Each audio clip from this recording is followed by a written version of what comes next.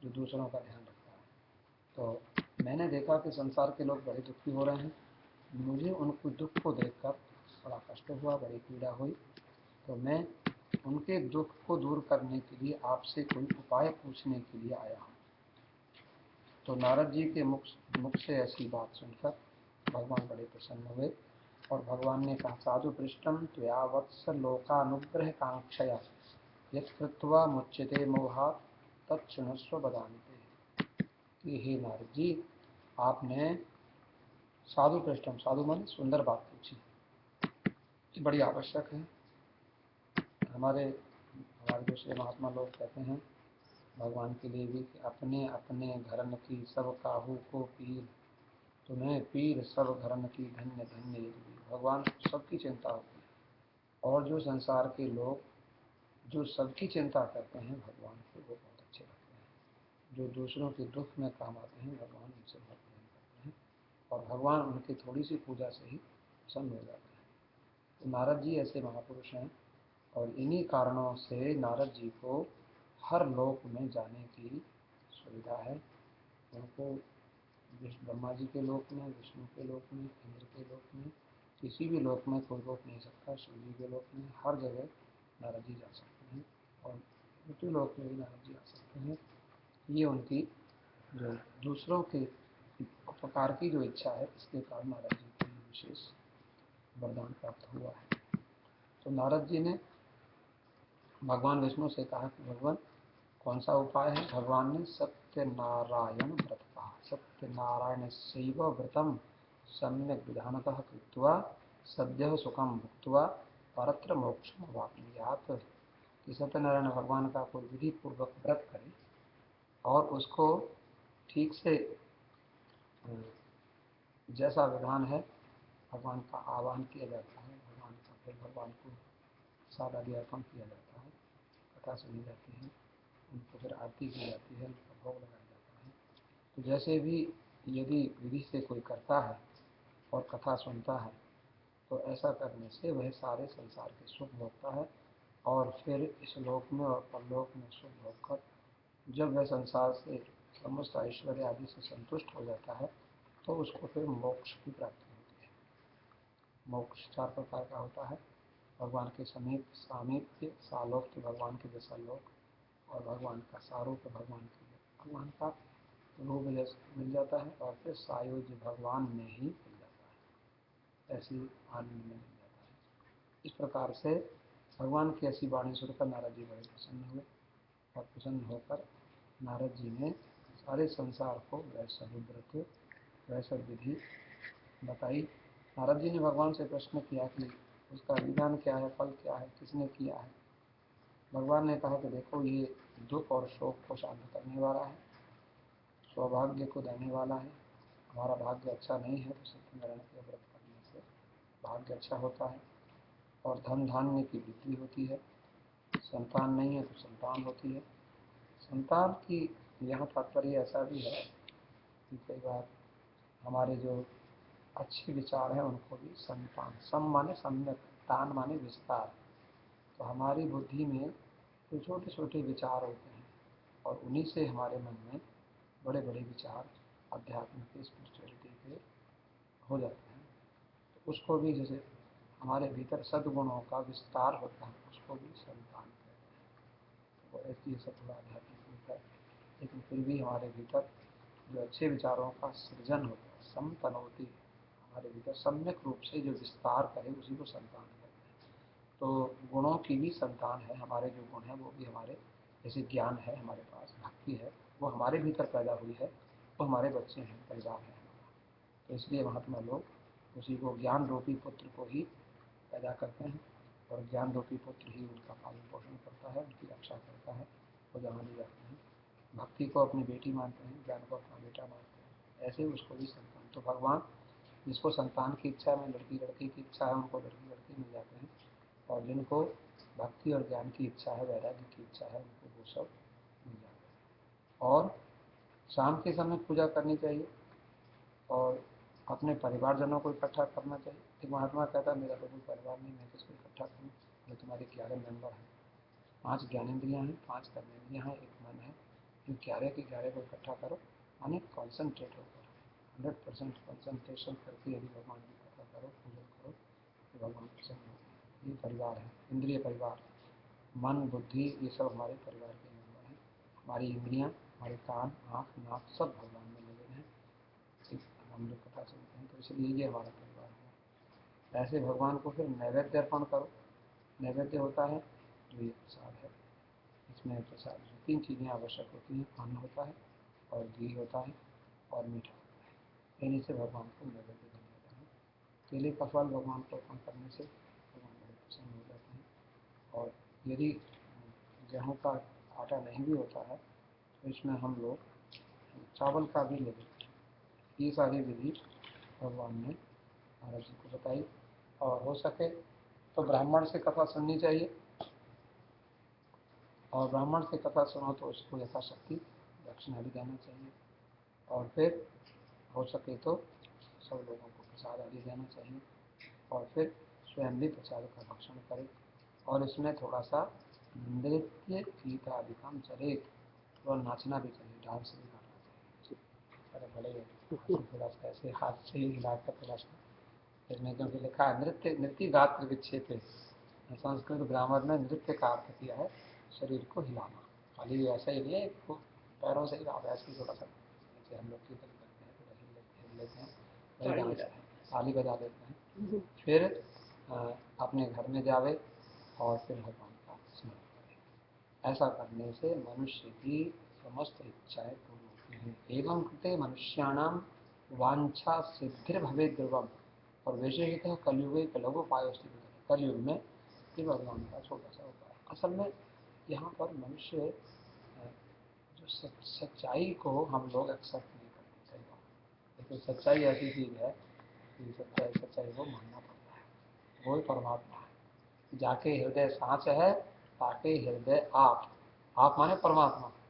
सांच बराबर तप नहीं, झूठ बराबर पाप। तो हम धीरे धीरे सच्चाई की ओर चलते जाएं, बुराई को छोड़ दी जाए, और सत्य जो है वही परमात्मा का रूप है, यही करना चाहते हैं। तो इस तरह से ये स्कंद पुराण में रेवा खंड में सत्यनारायण भगवान के व्रत की कथा का पहला अध्याय हमने कहा। तो सत्यनारायण भगवान की जय।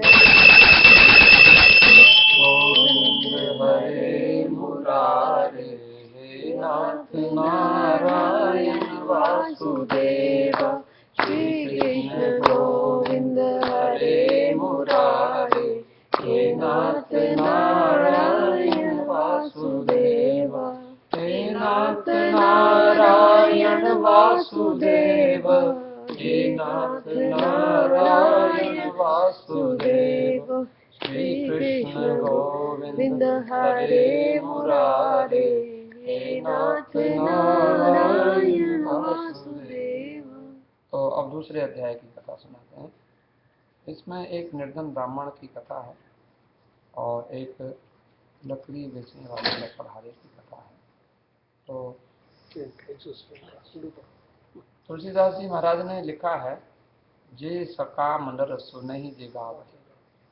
कि तुलसीदास जी ने अपने अनुभव से, महात्मा लोग कहते हैं, जैसे हम लोग कहते हैं भगवान का भजन करो, निष्काम करो, तो रामायण में तुलसीदास जी लिखते हैं कि नहीं, जो अगर रामायण राम की कथा कामना से सुनता है और भगवान का गुणगान करता है, उसको संसार की सारी सुख सुविधाएं, रिद्धि सिद्धि मिलती हैं, और जो भी चाहता है उसको सब कुछ मिल जाता है, और अंत में फिर भगवान का धाम भी मिलता है, मोक्ष भी मिलता है। तो इसमें कोई ज़रूरी नहीं है कि हम लोग निष्काम हो जाए तभी भगवान का भजन करें, क्योंकि एक दूसरे का बड़ा कॉन्ट्राडिक्शन हो जाता है। क्योंकि निष्कामता भगवान के भजन से आती है, और हम सोचते हैं भजन जब निष्काम हो जाएंगे तब भजन करेंगे, तो कोई ज़रूरत नहीं है। यदि कामना है तो कामना से ही भजन करो, ऐसा।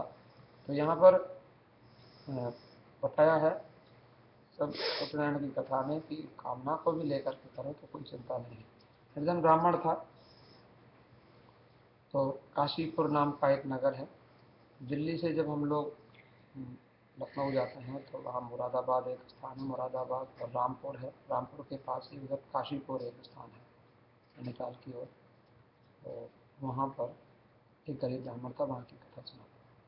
दिल्ली से 1.5 घंटे का रास्ता है कार से बैठ। तो उस स्थान पर एक गरीब ब्राह्मण थे जो भूख और प्यास से बड़े दुखी होकर के धरती पर भ्रमण करते थे। भगवान ब्राह्मणों को बहुत प्रेम करते हैं। भगवान ने देखा कि ब्राह्मण दुखी होकर भ्रमण कर रहा है, तो भगवान ने वृद्ध ब्राह्मण रूपस्थम प्रत्यक्ष मादरा, एक बूढ़े ब्राह्मण का रूप बनाया और उसके पास जाकर भगवान ने पूछा कि क्यों धरती पर भ्रमण करते हो, तुमको क्या दुख है, तुम अपना दुख बताओ। ब्राह्मण ने कहा, ब्राह्मणों की दरिद्र हो, मैं दरिद्र हूँ, गरीब ब्राह्मण हूँ और भिक्षा मांग कर अपना पेट भरता हूँ, इसलिए मुझे भ्रमण करना पड़ता है। ये ब्राह्मण देवता, यदि आपको कोई इसका उपाय पता हो तो मुझे बता दो। तो वहाँ बूढ़ा ब्राह्मण जो बने हुए थे भगवान ही थे। भगवान ने कहा, देखो सत्यनारायण भगवान का पूजन करने से कृष्ण भगवान तुम्हारी इच्छा को पूर्ण कर सकते हैं, तुम उनका पूजन करो, इसको करने से सब दुखों से मनुष्य छूट जाता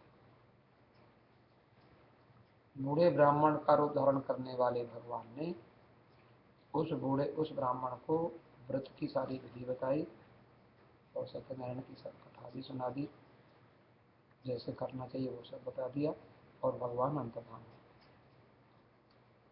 तो ब्राह्मण ने निश्चय कर लिया कि उसने इतनी अच्छी मुझे कथा बताई है, इतनी अच्छी विधि बताई है, ये सत्यनारायण की पूजा में अवश्य करूँगा। जब कभी अंग्रेजी में कहते हैं बर्निंग डिजायर, कोई इच्छा होती है, तीव्र इच्छा होती है कि जल्दी से रात समाप्त हो और मैं सत्यनारायण की कथा करूँ, तो रात भी उसको बहुत लंबी लगी, रात को नींद भी नहीं आई। सवेरे सवेरे उठा और उठ करके उसने निश्चय कर लिया कि आज मैं भिक्षा मांगने जाऊँगा और मुझे जो भी धन मिलेगा उससे मैं सत्यनारायण भगवान की पूजा करूँ। तो यहाँ पर ऐसा लिखा है कि उस दिन उसे भिक्षा में और दिन से अधिक धन प्राप्त होगा। प्रचुरम द्रव्य मात्रवान, प्रचुर बहुत अधिक मात्रा में धन भिक्षा। पहले भी भिक्षा मांगता था, लेकिन आज भगवान के लिए, जो हम लोग भगवान के लिए संकल्प करते हैं, आज हम भगवान के लिए ऐसा करेंगे तो हमें फिर भगवान कृपा करते हैं, अधिक मिलता है। फिर उससे उन्होंने व्रत किया। व्रत करने से समस्त दुखों से छूट गया, उसके घर में सब प्रकार की संपत्तियां आ गई। वो सत्यनारायण के व्रत के प्रभाव से वह अनेक प्रकार के सुख संपत्ति से युक्त हो गया। तब से तो उसने ऐसा निश्चय कर लिया कि हम इस सत्यनारायण के व्रत को कभी छोड़ेंगे। तो इस प्रकार से हे ब्राह्मण देवता, जब कोई मनुष्य सत्यनारायण का व्रत करता है तो उसके सारे दुख नष्ट हो जाते हैं। इस प्रकार से नारायण ने नारद जी से जो कुछ कहा था वो सब मैंने आप लोगों से कह दिया। ऐसा ऋषियों से सूत जी ने ये कथा सुनाई। ऋषि कहते हैं, महाराज आपने बड़ी अच्छी कथा सुनाई कि भगवान ने बूढ़े ब्राह्मण का रूप बनाकर और गरीब ब्राह्मण को सत्यनारायण की विधि बता दी, पूजा की, और उसने भी पूजा की, उसको बड़ा सुख मिला। उस ब्राह्मण से आगे किसी ने सुनकर और भी सत्यनारायण भगवान की पूजा की, वो भी मैं बता दो। ऋषियों ने ऐसा प्रश्न किया। तो सूत जी महाराज कहने लगे कि सुनो, एक बार वह ब्राह्मण अपने घर में बैठा हुआ परिवार के सहित बड़े प्रेम से सत्यनारायण भगवान की कथा कर रहा था। एतस्मिन् अंतरे काले काष्ठक क्रेता समागमत्, उसी समय एक लकड़ी बेचने वाला लकड़हारा आ गया। लकड़ियाँ बेचकर परिवार का पालन पोषण करता था। उसने बाहर लकड़ियों को रख दिया, घर में आया, उसको प्यास लगी थी, थोड़ी भूख भी लगी थी। पंडित जी को पूजा करते हुए देखा, उसने प्रणाम किया। पंडित जी ने उनको बैठने के लिए कहा। तो लकड़हारे को कुछ आश्चर्य लगा कि ये क्या हो रहा है। देखा सत्यनारायण भगवान की और लगी हुई है, केला रखा हुआ है, गणेश जी बैठे हुए हैं, तो यहाँ शालिग्राम भगवान है। आखिर उससे रहा नहीं गया। लकड़हारे ने पूछा कि वाह महाराज, आप ये क्या कर रहे हैं, इसके करने से क्या होता है। तो पंडित जी कहने लगे, सत्यनारायण से इदम व्रतम, ये सत्यनारायण भगवान का व्रत है। इससे क्या होता है, सर्वेक्षित कदम, सारी इच्छाओं को पूर्ण करने। और पंडित जी उस लकड़हारे से बोले, तुम मेरे घर में देखते हो, मेरे पास ऐसा कुछ नहीं था, मैं बहुत गरीब था, मैं भिक्षा मांग कर अपना भरण पोषण करता था, लेकिन आज मेरे घर में किसी चीज़ की कमी नहीं है, ये सब सत्यनारायण भगवान की कृपा से ही हुआ है। ऐसा कहने से उस लकड़ी बेचने वाले को बड़ा विश्वास हुआ। उसने कहा, पंडित जी मुझे सारी विधि बताओ और मैं भी ये अवश्य करूँगा, क्योंकि मेरे पास भी धन धान्य की कमी है, मुझे भी सांसारिक पदार्थों की आवश्यकता है। और उसने भी पंडित जी से व्रत सुनकर अपने घर जाकर रात को सो गया और सवेरे सवेरे उठकर उसने भी संकल्प किया कि आज मैं लकड़ियाँ बेचने जाऊँगा और मुझे जो लकड़ियों का जो भी मूल्य मिलेगा उससे मैं सत्यनारायण भगवान की पूजा। तो भगवान ने ऐसी कृपा की, संकल्प में बड़ी शक्ति होती है। जगाम नगरे रम्य धनिनाम यत्र संस्कृति।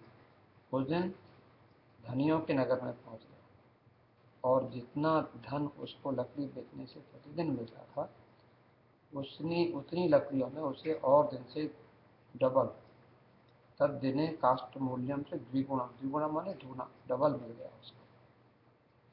बड़ा प्रसन्न हुआ और प्रसन्न होकर के रास्ते में से बाजार से सुपक्वम कदली फलम, पका हुआ केले का फल लेकर आया और शर्करा, शक्कर लेके आया, घृतम घी लाया, दुग्धम दूध लाया, गोधूमस्य चूर्णकम गेहूं का आटा लेके आया, होल व्हीट, और फिर उसको भून लिया धीमी धीमी आग पर। प्रसाद बनाने की विधि से जिनका व्यंजन बना के लाया और उसको फिर घर में आया, बंधु बांधवों को बुलाया और विधि से सत्यनारायण भगवान की पूजा करी, गणेश जी की पूजा करी, माता जी की पूजा करके, दुर्गा की पूजा करके उसने सत्यनारायण भगवान की कथा की और इसी तरह से आरती करके साथ भगवान को भोग लगाया। ऐसे करने लगा। इस तरह से करने से सत्यनारायण व्रत के प्रभाव से इस लोक में सारे सुख भोग और अंत में भगवान के धाम हो गया।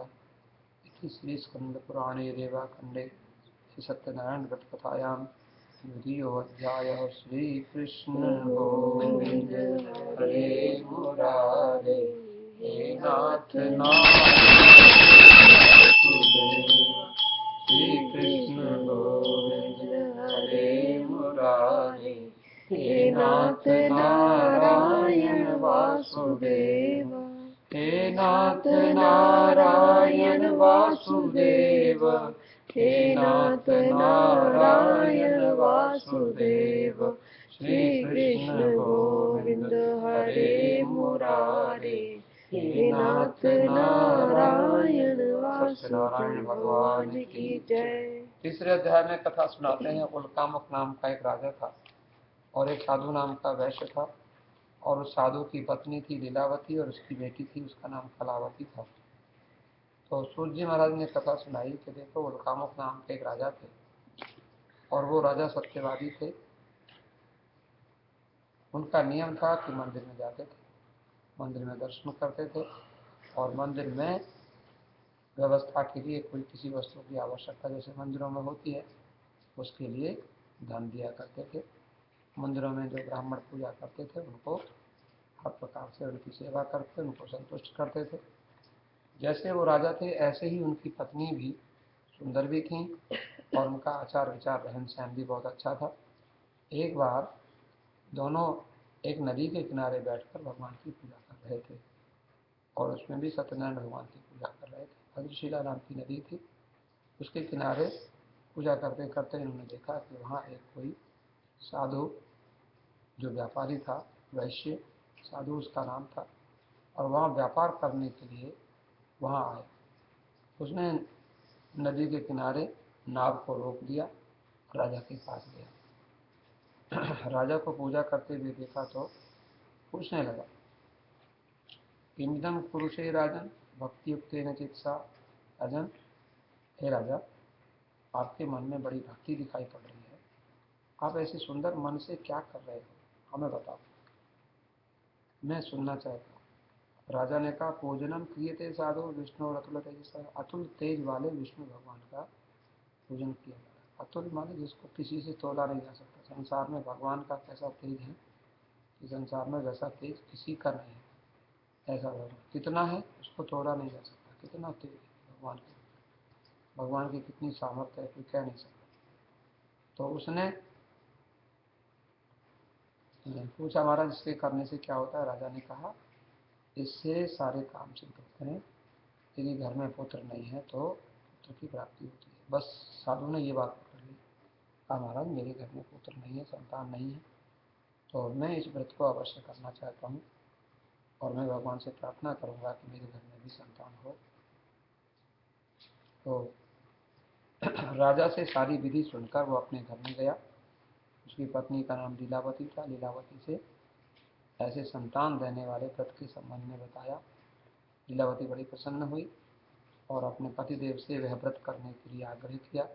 लेकिन वैश्य क्योंकि व्यापारी था, वैश्य ने कहा देखो हम ऐसा कोई काम नहीं करते जिसमें हानि हो, इसलिए क्या पता हमारे सत्यनारायण भगवान की पूजा करने में बहुत सारा पैसा खर्च हो जाए और हमारे घर में संतान भी ना हो, इसलिए हम इस व्रत को तब करेंगे जो हमारे घर में संतान हो जाएगी। यदि भगवान हमें संतान दे देंगे तो हम अवश्य व्रत करेंगे। तो भगवान ने उस चालाक वैश्य की चालाकी को समझा, लेकिन भगवान ने कृपा करके उसको एक संतान दी। लीलावती गर्भवती हो गई और उसके एक श्रेष्ठ कन्या पैदा हुई। कन्या का नाम कलावती रखा गया, क्योंकि चंद्रमा की कलाओं की तरह बढ़ती थी। शुक्ल पक्ष में अमावस्या के बाद जो प्रतिपद होती है, छोटा सा चंद्रमा होता है, फिर द्वितीया को बड़ा होता है, तृतीया को और बड़ा, चतुर्थी को और बड़ा, ऐसे ऐसे बढ़ रही थी। उसका नाम कलावती रख दिया।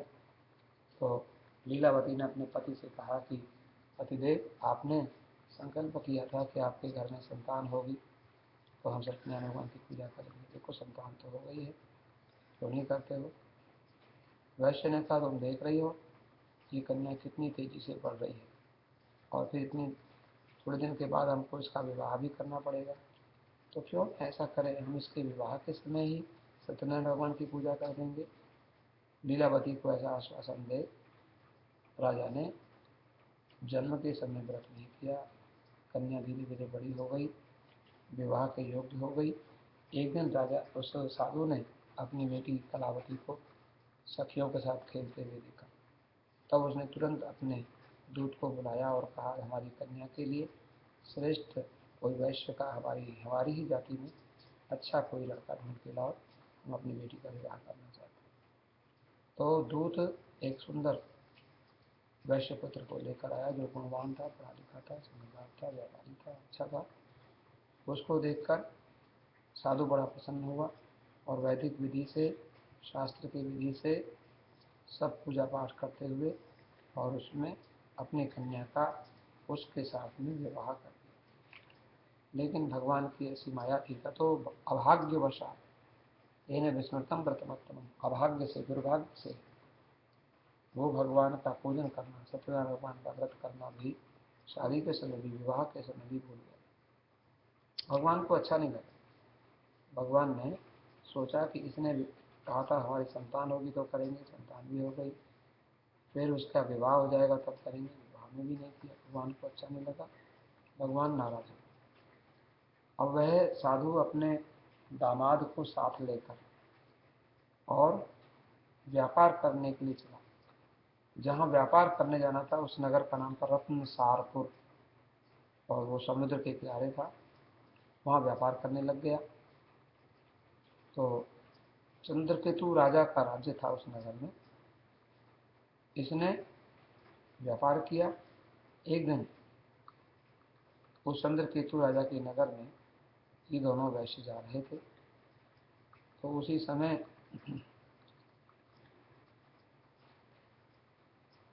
समुद्र के किनारे दामाद के साथ व्यापार करते हुए सत्यनारायण भगवान ने उसको प्रतिज्ञा भ्रष्ट देख करके शाप दे दिया। दारुणम कठिनम चास्य महद दुखम भविष्य, इसको बड़ा दुख प्राप्त है। भगवान के शाप से राजा चंद्रकेतु के धन को चुराकर तस्कर लोग, चोर लोग जा रहे थे। लेकिन पीछे से सिपाहियों ने उन चोरों को पकड़ने की चेष्टा की। चोर डर गए और डरकर वह धन वहीं छोड़कर छिप गए।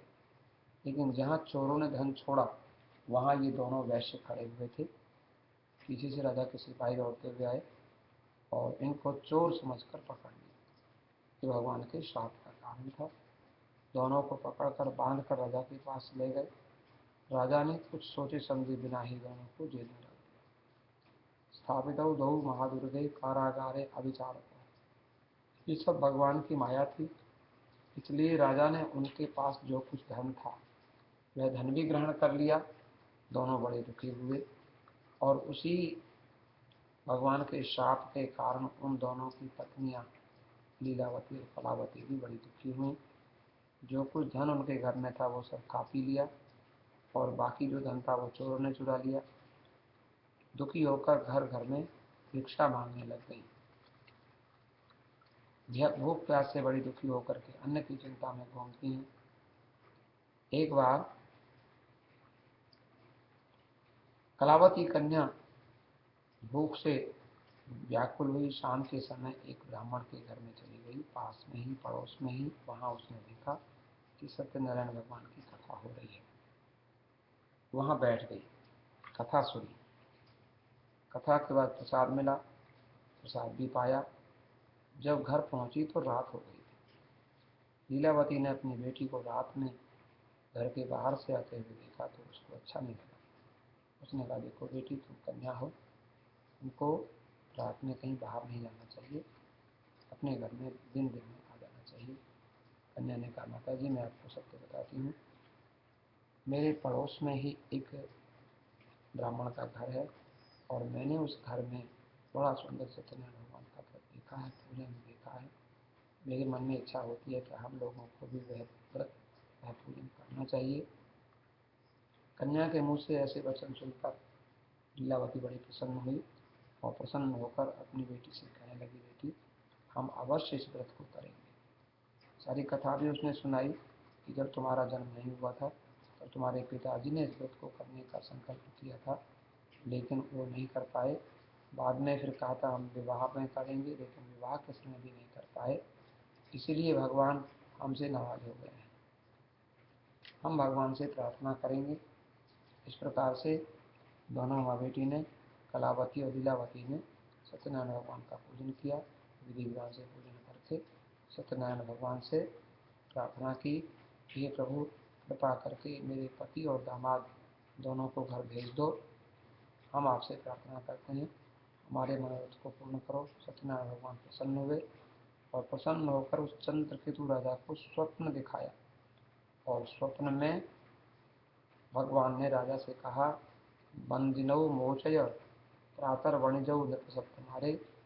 राजन, तुम सवेरा होते ही प्रातः काल दोनों वैश्यों को छोड़ दो और उनका जो धन तुमने ग्रहण किया है, तुम्हारी भूल है, वो चोर नहीं है, वो मेरे शाप के कारण दुखी हुए हैं, उनको सारा धन दे दो। राजा ने सवेरे उठकर अपना मंत्रियों को स्वप्न सुनाया और उन दोनों वैश्यों को बुलाया, क्योंकि भगवान ने स्वप्न में चंद्रकेतु राजा को कहा था कि राजन तुम दोनों वैश्यों को नहीं छोड़ोगे तो मैं तुम्हारा धन पुत्र आदि सब नष्ट कर दूंगा।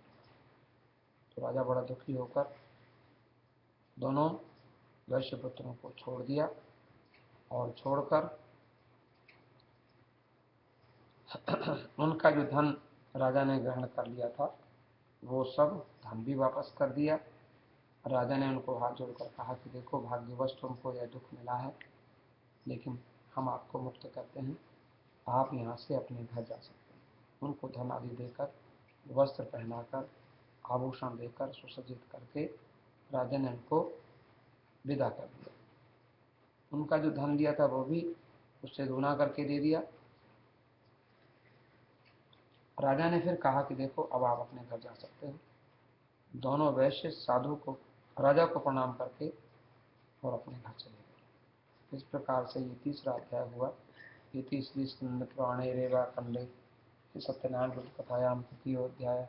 सत्यनारायण भगवान की जय। लक्ष्मी नारायण नारायण नारायण सत्य नारायण नारायण नारायण भजमन नारायण नारायण नारायण भजमन नारायण नारायण नारायण बोलो नारायण नारायण नारायण।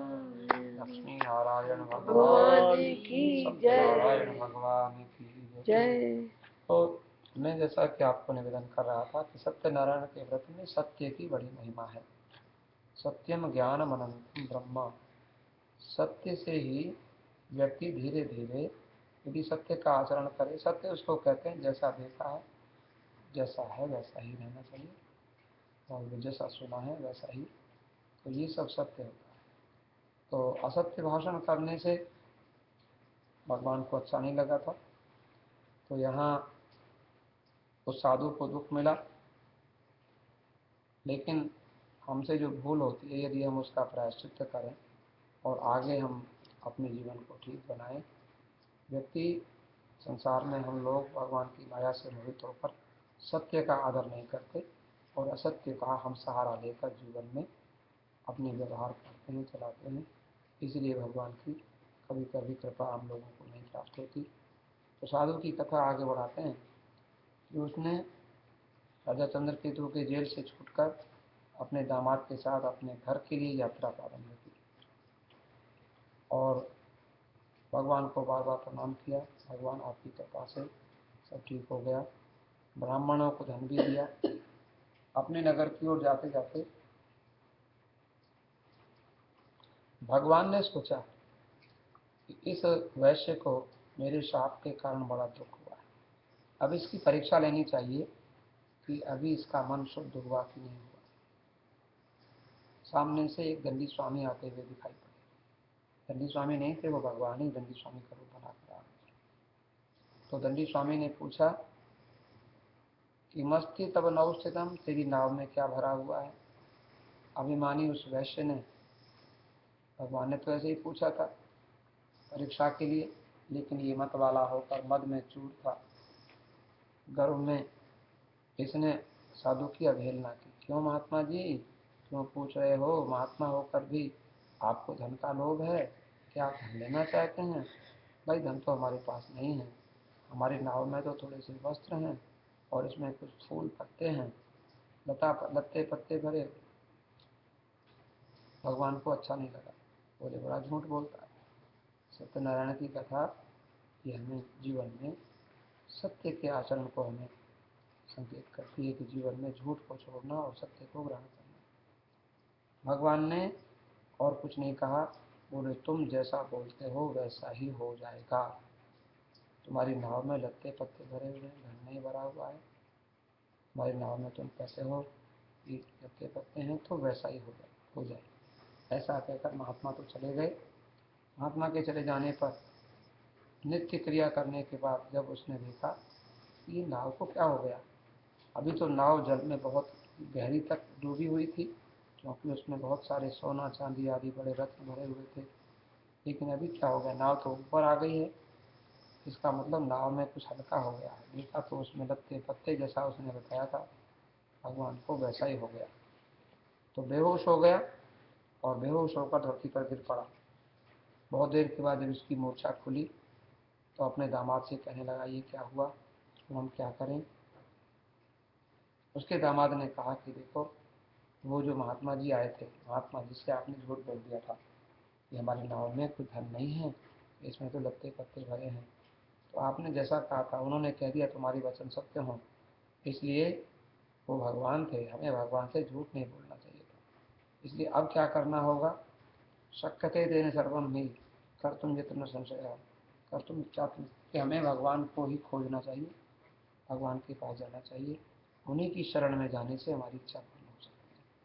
अपने दामाद के वचन सुनकर और वह साधु नामक वैश्य फिर से भगवान के पास गया। साधु महात्मा वहीं मिल गए और उसने पूछा प्रभु मेरे ऊपर कृपा करो, मेरे अपराध को क्षमा करो, मैंने आपसे झूठ बोल दिया है, मेरी नाव में धन था लेकिन मैंने लत्ते पत्ते आपको बोल दिया, तो अब कृपा करके मेरी नाव में धन भर दो। बार बार जब भगवान के सामने रोने लगा, दुखी हुआ, तो भगवान को इस तरह से कोई रोवे अच्छा नहीं लगता।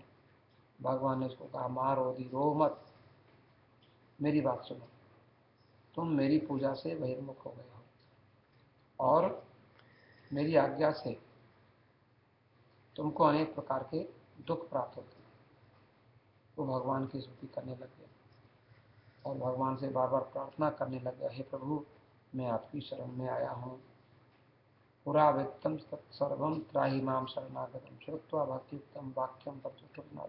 भगवान ने देखा कि अब तो दुखी हो रहा है, तो भगवान ने प्रसन्न होकर उसका मनवांछित फल पूर्ण किया। उसकी नाव को पहले के समान धन से परिपूरित कर दिया और भगवान अंतर्धान हो गए। फिर वैश्य नाव में बैठा और नाव को धन से भरी हुई देखकर बड़ा प्रसन्न हुआ और अपने दामाद से कहने लगा कि सत्यनारायण भगवान की कृपा से मेरा मनोवांछित फल पूर्ण हो गया। भगवान की पूजा करी और पूजा करके बड़ी प्रसन्नता से नाव को जोड़कर वो अपने देश की ओर चलने लगे।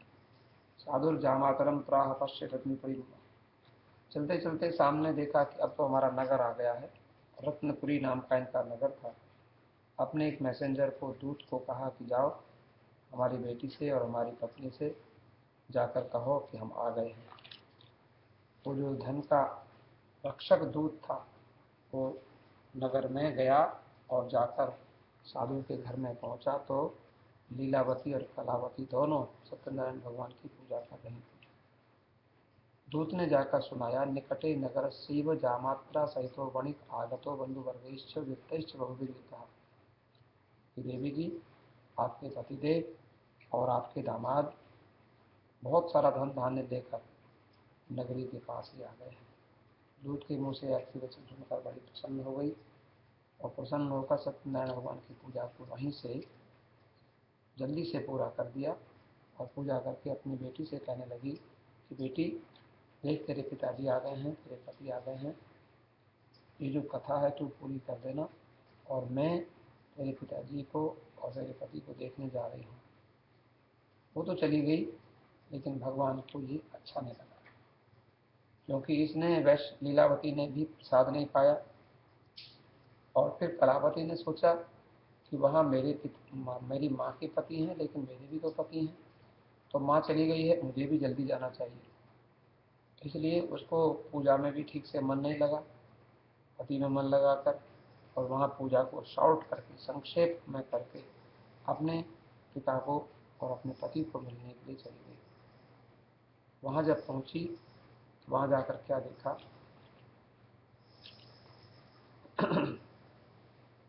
कि उसके पति और नौका दोनों ही वहाँ नहीं है। अपने पति को न देखकर बड़ी रोने लगी, धरती पर गिर पड़ी। वैश्य ने नाव को जल में डूबते हुए देखा, बड़ा दुखी हुआ। फिर वह लीलावती भी कन्या को देखकर बड़ी बेचैन हुई और बड़ा दुखी होकर विलाप करने लगी और कहने लगी, न जाने कस्य देव से हिलया केवसा हृता सत्यदेव से महात्म्यं ज्ञातुं वाक्येन शक्यते इत्युक्त्वा विललापैव ततश्च स्वजनैः सह।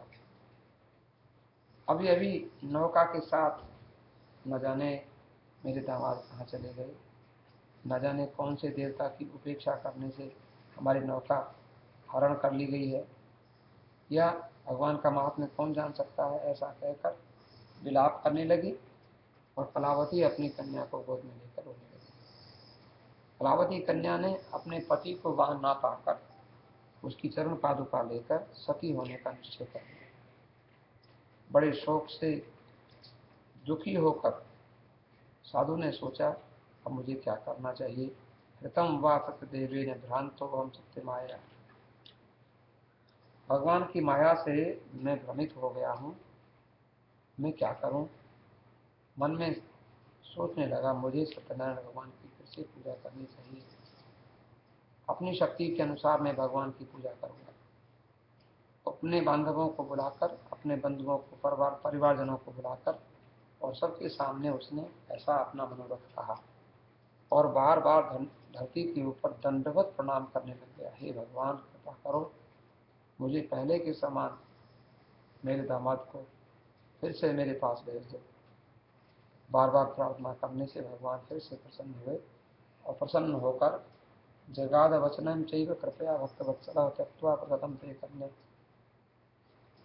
भगवान ने आकाशवाणी के रूप में बताया कि देख साधु, हे वैश्य, तेरी बेटी तुझे जो मिलने आई है ये पूजा कर रही थी, लेकिन इसने मेरी पूजा को बीच में छोड़ दिया है और इसने मेरा भोग भी नहीं लगाया है और प्रसाद पाकर भी नहीं आई है।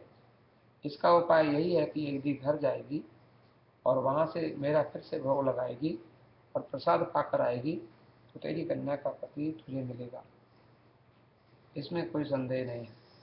कन्या ने आकाशवाणी सुनी और सुनकर वह तुरंत घर चली गई। घर जाकर उसने सत्यनारायण भगवान की पूजा जो बीच में छूट गई थी उसको पूरी किया, सत्यनारायण भगवान की आरती की और उसके लिए दीपक का जो आटा वहां पर प्रसन्न होकर दीपक आदि लेकर भगवान की आरती करके भगवान को भोग लगाकर और फिर से पति को और पिता को मिलने के लिए आई। जब वहां पहुंची तो कलावती कन्या अपने पिता के पास गई। इदानीम च गृहम जाहि विलंबम पुरुषे कथम। पिताजी अब तो घर चलो, अब क्यों विलंब करते हो। कन्या का वचन सुना और वैसे संतुष्ट हुआ और भगवान की पूजा करके विधि विधान से और धन धान्य से अपने परिवारजनों को संतुष्ट करके फिर अपने घर में गया। तो ऐसा हमारे सूत जी महाराज कथा सुनाते हैं कि बहुत दुख उठाया झूठ बोलने के कारण, लेकिन बाद में भगवान प्रसन्न हुए और सत्यनारायण भगवान की कृपा से उसके घर में सब प्रकार के सुख समृद्धि उसको प्राप्त हो गई और तब से तो वह प्रत्येक पूर्णिमा को भगवान की कथा करने लग गया, सत्यनारायण भगवान का पूजन करने लग गया और संक्रांति को भी पूजन करने लगे। चंद्रमा के कारण, चंद्रमा की जो है होती है ये पूर्णिमा होती है और जिसमें चंद्रमा पूरा होता है आज के दिन, और संक्रांति जो होती है उसमें जो हमारे 12 राशियों में सूर्य आते हैं। अभी धनु की संक्रांति चल रही है, अभी 2 दिन के बाद में दूसरी मेघ वृक मिथुन कर्क सिंह कन्या धनु मकर की संक्रांति 14 जनवरी को आ जाएगी। तो वो संक्रांति से महीना माना जाता है पंजाब आदि में। तो पूर्णिमा और संक्रांति दोनों को ही सत्यनारायण भगवान की कथा करने का विधान है। वो वैश्य इस तरह से कथा करने लग गया और कथा करके इह लोके सुखम भुक्त्वा चाहते सत्य परम। इस लोक में सारे सुख भोगकर अंत में भगवान के धाम को गया। इति श्री स्कंद पुराणे रेवा खंडे सत्यनारायण सत्यनारायण नारायण नारायण सत्यनारायण नारायण नारायण। श्री कृष्ण गोविंद हरे मुरारी, हे नाथ नारायण वासुदेव, हे नाथ नारायण वासुदेव, हे नाथ नारायण वासुदेव। नारायण भगवान की जय। अंतिम 5वें अध्याय की कथा सुनाते हैं। इसमें एक तुंगध्वज नाम का राजा था और ग्वाल वालों की कथा है। सूत जी महाराज कथा सुनाते कहते अथा अन्यच्च प्रवक्ष्यामि सुनध्वं मुनिसत्तमाः आसीत् तुंगध्वजो राजा प्रजापालन तत्परः। कि एक राजा था, उसका नाम था तुंगध्वज। तुंग माने ऊंचा, ऊंचा झंडा अपने घर पर लगा कर रखता था। तो बहुत धनवान था, बहुत आचारवान था, विचारवान था, लेकिन सत्यनारायण भगवान का कॉन्सेप्ट उसके मन में कुछ पता नहीं था, उसको जानता नहीं। जीवन में हमारे पास सब कुछ हो लेकिन हम अपने जीवन में सत्य की महिमा को ना पहचाने। तो जब हम जैसे हम लोग 3 प्रकार के जो गुण है माया के, रजोगुणी, तमोगुणी, सत्वगुणी, सत्वगुणी लोग, धीरे धीरे जब हमारे रजोगुण और तमोगुण निवृत्त होते हैं तो हम भगवान की ओर आते हैं और हम जीवन में सच्चाई को अपनाने लगते हैं। लेकिन कभी कभी हम राजी से आ जाते हैं, कभी कभी मार खा के भगवान की ओर, कभी कभी हम लोग संसार में दुख भोग कर भगवान की। तो ऐसा ही राजा के साथ हुआ कि राजा वन में गया और वहाँ कुछ ग्वाल बाल भगवान सत्यनारायण की पूजा कर रहे थे। गोपा कुर्वन्ति संतुष्टा भक्ति युक्ता सभान। ग्वाल बाल अपने भाई बंधुओं को लेकर, परिवारजनों को लेकर पूजा कर रहे थे और राजा ने देखा वहाँ एक वट वृक्ष था, बड़ का पेड़, और वहाँ भगवान की पूजा चल रही थी। और राजा दृष्टवा तो दर्पेण, देखा तो सही लेकिन अभिमान के कारण राजा ने उनको नमस्कार भी नहीं किया और उनके पास बैठा भी नहीं। ग्वाल वालों ने सत्यनारायण भगवान की पूजा करी। पूजा करके उन्होंने भगवान का भोग लगाकर सबसे पहले प्रसाद इसी राजा को दिया, लेकिन राजा ने वह प्रसाद छुआ भी नहीं और राजा ने प्रसाद त्याग दिया। उस प्रसाद को छोड़कर अपने घर में चला गया। जब घर में पहुंचा तो उसकी 100 पुत्र थे और बहुत सा धन था, सब नष्ट हो गया। लेकिन उसको पता चल गया कि मैं जहाँ गया था वहाँ सत्यनारायण की पूजा हो रही थी, मैंने पूजा में पार्टिसिपेट नहीं किया, मैंने भाग नहीं लिया और उन्होंने मुझे प्रसाद दिया, मैंने प्रसाद का भी अनादर किया, इसलिए अब मुझे वहीं जाना चाहिए। फिर ग्वाल वालों के पास गया और वहाँ जाकर उसने ग्वाल वालों से प्रार्थना की कि भैया मुझे बड़ा दुख हुआ है, आप लोग कृपा करके मेरी फिर से पूजा करा दो। तब यजमान बना और पूजा कराई। पूजा करने से फिर घर पहुंचा तो उसको जितना धन नष्ट हो गया था और जो पुत्र नष्ट हो गए थे सब ठीक हो गया। बड़ा प्रसन्न हुआ। प्रसन्न होकर और पूजा सत्यनारायण भगवान की पूजा समय समय पर करने लग गया और पूजा के प्रभाव से इस लोक के सारे सुख भोगकर अंत में भगवान के धाम को गया। सूत जी महाराज कहते हैं जो इस प्रकार से ये सत्यनारायण भगवान का व्रत करता है, कथा सुनता है, उसको फल प्राप्त होता है, धन धान्य आदि उसके घर में बढ़ते हैं और जो कोई दरिद्र होता है, गरीब होता है, उसको धन मिलता है, जो कोई बंधन में होता है उसको बंधन छूट जाता है, जो कोई डरा हुआ होता है, कोई भय होता है उसको भय छूट जाता है और किसी को कोई संसार की वस्तु की इच्छा होती है वह उसको प्राप्त हो जाती है और अंत में सत्यनारायण भगवान की कृपा से भगवान के धाम को प्राप्त करता है। सूत जी महाराज कहते हैं, हे ब्राह्मणों, हे ऋषियों, मैंने आपसे ये सुंदर भगवान की कथा सुनाई जिसको करने से मनुष्य सब दुखों से मुक्त हो जाता है और कलयुग में भगवान की पूजा समस्त फलों को देने वाली है। भगवान के अनेक नाम हैं, अनेक रूप हैं। किंचित कालम वदिष्यन्ति सत्यमेव संतमेव वचः, उनको कोई काल कहता है, कोई सत्य कहता है, कोई ईश कहता है, कोई सत्यनारायण कहता है, कोई सत्यदेव कहता है। लेकिन उनका कोई भी नाम लेकर कोई पूजा करता है तो भगवान उसी नाम से उसकी इच्छाओं को पूर्ण कर देते हैं। कलयुग में सत्यनारायण की पूजा सब फल देने वाली है और विष्णु भगवान ही सत्यनारायण के रूप में पूजे जाते हैं। सारे ग्राम भगवान विष्णु भगवान की मूर्ति से उनकी पूजा की जाती है। इस प्रकार से जो भगवान की सुंदर कथा को सुनते हैं, पढ़ते हैं, उसके सत्यनारायण भगवान की कृपा से सारे पाप नष्ट हो जाते हैं। तो जिन्होंने पूर्व जन्म में सत्यनारायण भगवान का व्रत किया है उनके अगले जन्मों की कथा भी सुनाते हैं। तो जो शतानंद नाम का ब्राह्मण था, जो पहले अध्याय में हम लोगों ने कथा सुनी, तो वो सुदामा बन गया और उस जन्म में श्री कृष्ण भगवान का ध्यान करके श्री कृष्ण भगवान का मित्र बनकर उसने भी भगवान की धाम को पाया। लकड़हारा जो था वो गुहराज, वीरों का राजा गुहराज हुआ, जो भगवान बनने गए थे, तो निषाद राज से गुह से मिले थे और उसने राम जी की सेवा की थी और राम जी की सेवा करके भगवान के सुंदर धाम को प्राप्त किया। उल्कामुख नाम के जो राजा थे वो राजा दशरथ हुए थे, इन्होंने राम जी के वियोग में राम राम कहकर राम राम कही राम कही राम राम कही राम भगवान का नाम लेकर शरीर छोड़ा था और भगवान के दिव्य दर्शन किए थे। तो ठाकुर जी की कृपा से उनको फिर भगवान का धाम मिला। और इस प्रकार साधु नाम के जो राजा, जो साधु था, जिसने जो कन्या के जन्म के लिए जिसने सत्यनारायण का व्रत किया था, फिर विवाह के समय जो पूजा नहीं की थी, बाद में उसकी नौका और दामाद डूब गए थे, वो जो साधु था अगले जन्म में मोरध्वज नाम का राजा बना, जिसने भगवान की पूजा की और मोरध्वज ने अपने पुत्र को आरे से चीर कर भगवान को अर्पण किया।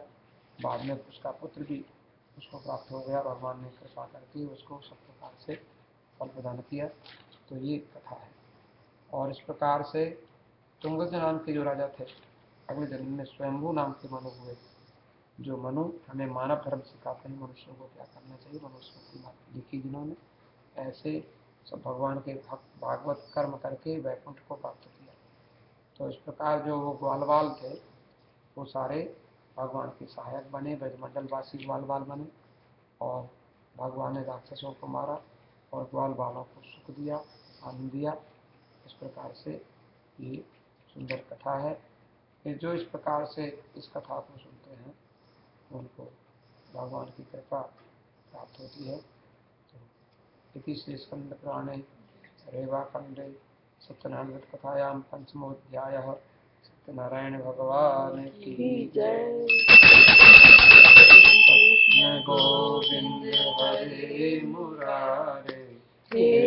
नाथ नारायण वासुदेव, श्री कृष्ण गोविंद हरे मुरारे, हे नाथ नारायण वासुदेव, हे नाथ नारायण वासुदेव, हे नाथ नारायण वासुदेव, श्री कृष्ण गोविंद हरे मुरारे, हे नाथ नारायण वासुदेव, श्री कृष्ण गोविंद हरे मुरारे, हे नाथ नारायण वासुदेव, हे नाथ नारायण वासुदेव, हे नाथ नारायण वासुदेव, हे नाथ नारायण वासुदेव, हे नाथ नारायण वासुदेव, श्री श्री कृष्ण गोविंद हरे मुरारे, हे नाथ नारायण वासुदेव, श्री कृष्ण गोविंद हरे मुरारे, हे नाथ नारायण वासुदेव, हे नाथ नारायण नारायण भगवान की जय। जय। Swami, very nice. It was such a good song. Thank you. Right.